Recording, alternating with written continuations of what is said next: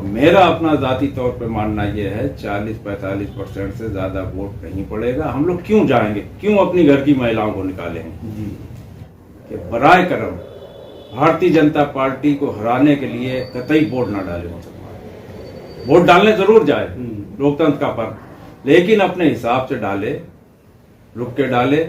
ये हमारी जिम्मेदारी नहीं भारतीय जनता पार्टी को हराना, ये जिम्मेदारी है समाजवादी पार्टी के मुखिया माननीय अखिलेश यादव की। और एक आपको बात बता दें, मुसलमान फरकाबाद का ये देख रहा है कि इनका सरमाया कितना है, साख समाज कितना इनके साथ कदम ताल कर रहा है, तब वोट डालेंगे। वरना विकल्प है हम लोगों के पास क्रांति पांडे के रूप में। और एक आपको बात बता दें, मुसलमान फरकाबाद का ये देख रहा है कि इनका सरमाया कितना है, साख समाज कितना इनके साथ कदम ताल कर रहा है, तब वोट डालेंगे। वरना विकल्प है हम लोगों के पास क्रांति पांडे के रूप में डालेंगे। वरना विकल्प है हम लोगों के पास क्रांति पांडे के रूप में डालेंगे। वरना विकल्प है हम लोगों के पास क्रांति पांडे के रूप में। 2024 लोकसभा चुनाव के मद्देनजर जिस प्रकार जनपद फर्रुखाबाद में 13 तारीख को जो है मतदान होना है और इंडिया अलायंस के तहत जो सपा और कांग्रेस का जो गठबंधन है उसके तहत अभी 23 अप्रैल को जो मीटिंग हुई थी, जो वार्ता हुई थी, उसमें जो है वरिष्ठ कांग्रेसी नेताओं ने ये कहा था कि अब खुल के जो है इंडिया गठबंधन प्रत्याशी डॉक्टर नवल किशोर शाक्य को लड़ाना है। परंतु हम जहां तक हम घूम रहे हैं शहर में और हम जब चहलकदमी करके जो देख रहे हैं तो देख रहे हैं ज्यादातर जो फर्रुखाबाद जिले का जो वर्चस्व है, जो चुनाव को लड़ाते आए हैं, अक्सर वो हम देख रहे हैं कि लोग बड़े आराम से लोग घर पे बैठे हैं। उन्हीं में से आज घूमते हुए हम जब फतेहगढ़ की ओर आए हैं तो हमारे भाई रिजवान भाई हमें बैठे हुए मिले, तो हमसे जरा ये चर्चा करेंगे कि आखिर चुनाव बिल्कुल सर पे है और ये बैठे क्यों हैं। तो रिजवान भाई, सबसे पहले तो यूपी 76 न्यूज का आपका बहुत बहुत शुक्रिया। बहुत बहुत आभार आपका पत्रकार महोदय। महोदय, जैसे कि चुनाव बिल्कुल सर पे है और जैसे अपनी पार्टी का अलायंस भी हो चुका है और उन्होंने कह भी लिया है, तो आप तो बड़े आराम से बैठे हैं, क्या बात है? हम लोग अपने महबूब नेता माननीय सलमान खुर्शीद जी के आदेश की इंतजार में हैं। अभी सलमान साहब ने हम लोगों को कोई भी दिशा निर्देश जारी नहीं किए। जब तक हमारा नेता हम लोगों से नहीं कहेगा तब तक हम लोग ऐसे ही बैठे रहेंगे। मतलब जैसे नेता मान लीजिए, जैसे जो अलायंस है, तो क्या समाजवादी पार्टी की तरफ से कोई निर्देश नहीं मिले आपको या कोई संपर्क नहीं हुआ? समाजवादी पार्टी को फर्रुखाबाद लोकसभा 40 से चुनाव जीतने का भ्रम पैदा हो गया है। जी, ये आप क्या कह रहे हैं? हाँ, मैं बिल्कुल सही कह रहा हूँ। पहली झपट में माननीय नवल किशोर जी कैंडिडेट बनाए गए। मेरे ख्याल से आप बेहतर जानते होंगे 3 से 4 महीने हो गए। सबसे पहले लिस्ट में नवल किशोर थे। तो खाटी समाजवादी पार्टी के लीडरान हैं जनपद के, कायमगंज हो, शमशाबाद हो, कमालगंज हो, भोजपुर हो, फर्रुखाबाद हो, जो अनवार मोहम्मद खान मरहूम और छोटे सिंह ने पौध लगाई थी, उसमें जैसे हमारे बड़े भाई सीरत कमेटी के सरगम प्रधान मोहम्मद हसीन साहब, ताहिर साहब नगर पालिका परिषद के वाइस प्रेसिडेंट रहे, कई बार सभासद चुने गए, असलम शेर खान के भाई फुरकान अहमद खान, रफी अहमद 8 से 10 सभासद सिंबल पे जीते हैं, वो उनकी गाड़ियों में नहीं चल रहे हैं। तो ये भ्रम नहीं करना क्या है? पहले जो पुराने समाजवादी हैं, जो सभासद हैं पूरे जिले में, टाउन एरिया में, पंचायतों में, उनको तो नहीं नवल जी 5-7 गाड़ियों का काफिला और ऐसे लोग चल रहे हैं साथ में जिन्हें मैं नहीं जानता हूँ। अगर इनको ले जाके हम राजेपुर सराय मैदान, अमानाबाद, जीरागौड़, चरारी छोड़ दें, कोई दरवाजा भी नहीं खोलेगा कि पानी पी लो डॉक्टर साहब, बाद में जाना आगे, या रिजवान भाई पहले रुको नाश्ता कर लो फिर वोट हम मंगवाते चलो। तो ये भ्रम की स्थिति है। समाजवादी सोच रही है कि अलायंस से वोट हमको मिल जाएगा और मुसलमान अस जाए बस जाए। अब मुसलमानों की जिम्मेदारी नहीं बीजेपी को। नहीं, मतलब कुछ तथाकथित जो हैं मुस्लिम लीडर, जो अपने आप को लीडर कहते हैं, वो तो ये कह रहे हैं कि अस और बस हर तरीके से जो है मुसलमान को तो यही जाना, उनके पास कोई ऑप्शन नहीं, कोई मजबूरी नहीं। ऑप्शन के लिए क्रांति पांडे है बसपा में, और इस बार हम लोग वोट छोड़ देंगे, नहीं डालेंगे तो क्या दिक्कत है? नहीं, मतलब आप सीधे सीधे क्रांति पांडे ऑप्शन रख दिया आपने? बिल्कुल ऑप्शन है। जब सम्मान नहीं देगी समाजवादी पार्टी के जो भी प्रत्याशी हैं या जो भी उनके सलाहकार हैं, 3, 4, 5 लोग चुनाव लड़ा रहे हैं, तो ऐसे थोड़ी होता। लोकसभा का चुनाव है, 18-19 लाख का चुनाव है, तो हमें तो हर क्षेत्र का आदमी चाहिए और चेहरों से चुनाव होता है। वोट हमारे पास नहीं क्योंकि हम क्रांति पैदा कर देंगे, ऐसा कुछ नहीं। ना वोट भाई बैठे हुए इनके पास है ना इनके पास है, वोट होता है चेहरों से। ये लगे जनता को कि अगर नवल किशोर चुनाव जीत जाएंगे, अगर मेरा कोई काम पड़ेगा, रिजवान भाई से मेरे ताल्लुकात हैं, हम रिजवान भाई का कॉलर पकड़ेंगे, उनके पास जाएंगे। तो चेहरों से चुनाव होता, भीड़ से चुनाव नहीं होता है। और चेहरे भी वो होना चाहिए प्रत्याशी के साथ जिसका वजूद हो, जिसे लोग जानते हों। तो मुझे तो कोई चेहरा दिखा नहीं जो अनवर खां के दौर में या इससे पहले चुनाव में होते थे। और कौन प्रभारी है, कौन इलेक्शन एजेंट है, पता नहीं। क्या फर्रुखाबाद में लोगों की कमी है? किसी अगर आप हमारा वोट तो 2.5 लाख या 3 लाख, हम कहते हैं 2 ही लाख है अकलियत का वोट, तो हमारे समाज में से किसी को तो आप जिम्मेदारी दें, वो हमारी कौम के लोगों को जोड़े। आप इस भ्रम में हैं कि चुनाव जीत रहे, हवा चल रही, हवा किसी की कहीं नहीं। अभी चंद दिनों पहले ईद वाले दिन डॉक्टर साहब की पत्नी से मुलाकात हो गई है जहाँ मैं ईद मिलने गया था। तो मैंने कहा भाभी जी चुनाव कहीं भ्रम मत पैदा करिए, और ये मजबूरी भी नहीं है यादव और मुसलमान की कि वोट डाल ही देंगे। आप सम्मान देंगे तो निकलेंगे, वरना हम लोग क्यों जाएंगे वोट डालने। अभी पारा ये कह रहा है जब चुनाव होगा 13 मई को तो पारा मेरे ख्याल से 40 के आसपास होगा, 37 क्यों निकलेंगे भाई।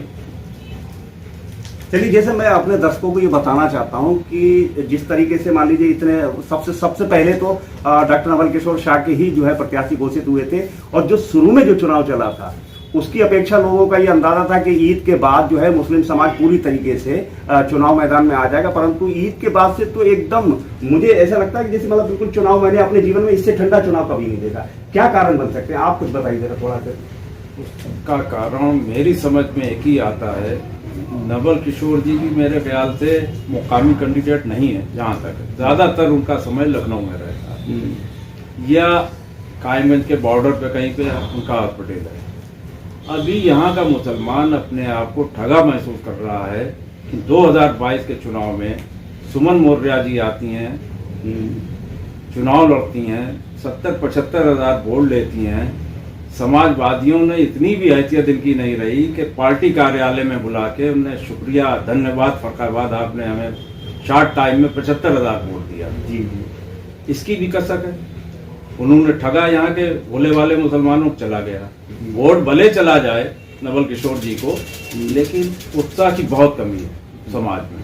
अच्छा, चुनाव देखा जाता है तो उत्साह से ही दिखता है। हाँ, उत्साह है, उत्साह बिल्कुल नहीं है, वो किसी वर्ग में नहीं है। क्योंकि इस सरकार में जन विरोधी सरकार, केंद्र सरकार ने महंगाई से आदमी की कमर तोड़ दी। आदमी नून तेल लकड़ियों पड़ा हुआ कि जिंदाबाद करे,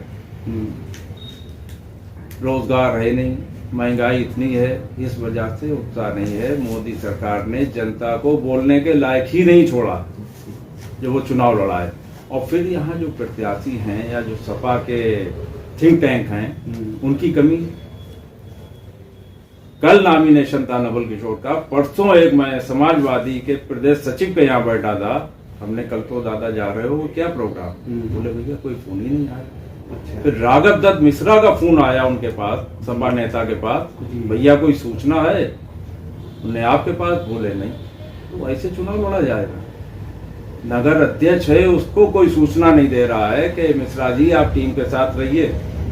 प्रोग्राम तो हमारा ये था कम से कम। ये तो बड़ी हैरत वाली बात है कि वो नगर अध्यक्ष है, जी, शहर में रहने वाला, मुख्यालय पर रहने वाला, उसे भी सूचना नहीं। उसे सूचना नहीं, वरना हम लोग प्लानिंग ये थी, हम लोग अलायंस में हैं, एक 50 किलो की माला बना के फतेहगढ़ चौराहे पे बैंड बाजों के साथ सपा और कांग्रेस और सभी धर्म के लोग उनका वेलकम करते, स्वागत करते, तो एक मैसेज जाता कि कांग्रेस और सपा एक साथ कदम ताल कर रही। तो ये कंडीशन है, पता नहीं कौन उनका चुनाव मैनेज कर रहा है।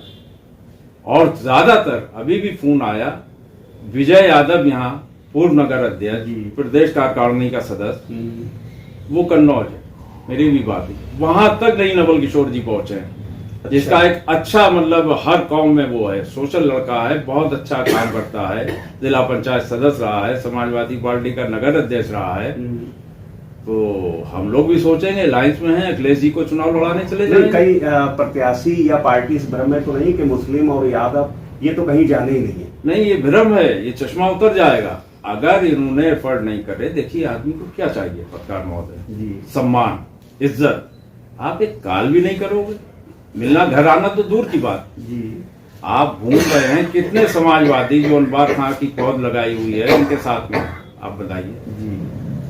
अरे अहमद अंसारी हैं, इस्लाम चौधरी साहब हैं, ताहिर हैं, तमाम ऐसे हैं। किसी एक को जिम्मेदार बनाओ।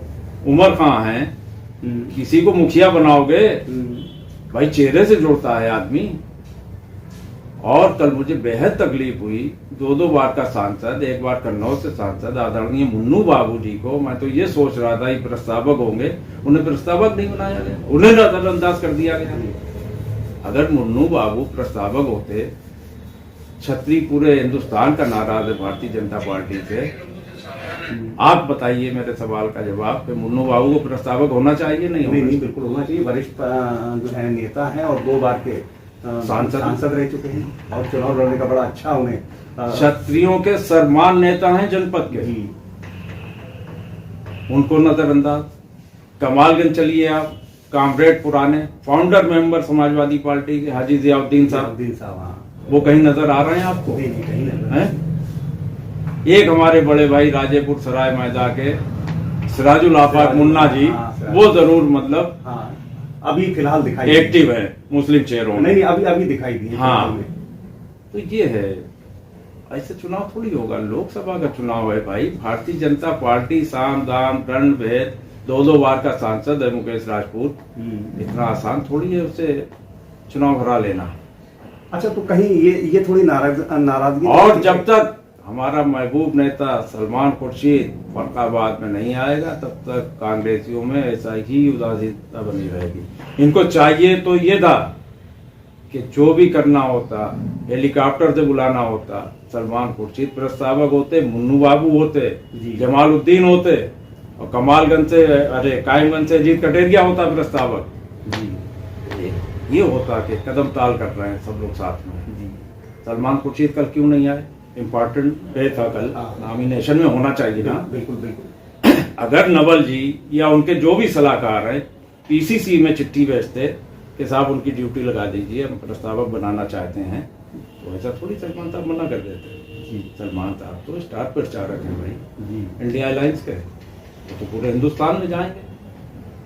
तो आप हमारे चैनल के माध्यम से क्या मैसेज देना चाहते हैं कि मतलब जो है कि ये चुनाव जो धीमी गति पे चल रहा है, इसका अंत आखिर कहां पर होगा? देखिए, अगर आखिर कान नहीं हुए कैंडिडेट के तो ये ऐसा ही रहेगा। और मेरा अपना जाती तौर पे मानना ये है 40-45% से ज्यादा वोट नहीं पड़ेगा। हम लोग क्यों जाएंगे, क्यों अपनी घर की महिलाओं को निकालेंगे? और मैं आपके चैनल के माध्यम से अपील भी एक करेंगे कि बराए करम भारतीय जनता पार्टी को हराने के लिए कतई वोट ना डाले मुसलमान। वोट डालने जरूर जाए, लोकतंत्र का पर्व, लेकिन अपने हिसाब से डाले, रुक के डाले। ये हमारी जिम्मेदारी नहीं भारतीय जनता पार्टी को हराना, ये जिम्मेदारी है समाजवादी पार्टी के मुखिया माननीय अखिलेश यादव की। वो कैसा मैनेजमेंट करते हैं। कन्नौज से लड़ रहे हैं, लगी हुई सीमा है, इतनी अफरा तफरी का मामला है, कोई परिवक्षक, कोई प्रभारी बना के भेजे, वो संभाले यहाँ सबको आगे। आप बताइए, घूमिए आप, किसी के पास ना तो फोन कॉल आई अभी तक कैंडिडेट की, ना कैंडिडेट पहुंचा, जबकि जानकारी और एक आप वो बात बता दें, मुसलमान फरकाबाद का ये देख रहा है कि इनका सरमाया कितना है, साख समाज कितना इनके साथ कदम ताल कर रहा है, तब वोट डालेंगे। वरना विकल्प है हम लोगों के पास, क्रांति पांडे के रूप में। ऐसा नहीं कि विकल्प नहीं है, बसपा में चला जाएगा वोट, क्या दिक्कत? हमारे लिए जैसे नरेंद्र, वैसे वीरेंद्र, वैसे सुरेंद्र, असदुद्दीन ओवैसी तो कैंडिडेट है नहीं प्रधानमंत्री का, ना सलमान खुर्शीद है या कोई भी अकलियत का नेता। राहुल गांधी बनेंगे, मल्लिकार्जुन खड़गे बनेंगे, अखिलेश यादव बनेंगे, मायावती हो सकती हैं, ममता बनर्जी हो सकती हैं प्रधानमंत्री की कैंडिडेट, कोई मुसलमान तो है नहीं। तो मुसलमान अपनी जान क्यों देगा भाई? आजम खान की क्या दशा हो गई जी, चाहे कांग्रेस हो चाहे समाजवादी पार्टी हो। यादव एक काल दे देते जेल भरो आंदोलन का, एक नारा दिया था आपको याद हो मुलायम सिंह के टाइम पे, राजा भैया फतेहगढ़ सेंटर जेल में बंद हुए थे, जेल के फाटक टूटेंगे और राजा भैया छूटेंगे, जेल भरो आंदोलन चालू कर दिया था। इजहार भाई हमारे बड़े भाई थे, इजहार आलम खान पूर्व विधायक, ये लोग सब पकड़ के यहाँ आए थे, तो हम लोग जाते थे इनके लिए नाश्ता पानी लेके, मिलते थे जाके वहां पे, तो गिरफ्तारियां दी। आजम खान के लिए जेल भरो आंदोलन चलाया। मैं अखिलेश यादव से सवाल करता हूँ, बताइए आप। नहीं, जहां तक कि लोगों का ये कहना है कि वो बराबर उनके संपर्क में जारी हैं। संपर्क में होना चाहिए। देखिए जो दिखता है वो बिकता है। समाज में क्या मैसेज दिया कि मुसलमानों का तो सिर्फ अल्लाह है ना, अखिलेश यादव क्या मदद करेंगे और कितनी मदद कर दी? समाजवादी पार्टी का कोई बड़ा नेता, हिंदू भाई मेरा, यादव हो या ठाकुर हो या ब्राह्मण हो, ये क्यों नहीं जेल भेजा गया? बकरी चोरी, मुर्गी चोरी, किताब चोरी, ये कोई मुकदमे हैं और उसमें जमानतें नहीं मिलना। कितनी कितनी हेड स्पीचें हो रही, चुनाव आयोग भी कान में तेल डाले बैठा हुआ, अभी विपक्ष का नेता बोल दे तो सदस्यता उसकी चली जाती है पार्लियामेंट की। तो बदलाव का मूड है अवाम का, इसीलिए भारतीय जनता पार्टी परेशान है। लेकिन यहाँ पे जो कैंडिडेट आया, अगर कोई लोकल कैंडिडेट होता, अगर मुन्नू बाबू यहाँ पे प्रत्याशी होते तो चुनाव का रंग ढंग ही और होता। तो चलिए रिजवान भाई, आपने बहुत सारी जानकारियां दी, बहुत सारी बातों पे चर्चा हुई आपसे, आपने अपना कीमती समय हमें दिया, इसके लिए बहुत बहुत धन्यवाद। तो दर्शकों जुड़े रहिए हमारे साथ और देखते रहिए यूपी 56 न्यूज, क्योंकि खबर हमारी दुनिया तक। और हम जल्द लौटेंगे किसी दूसरी खबर में, तब तक के लिए जय हिंद।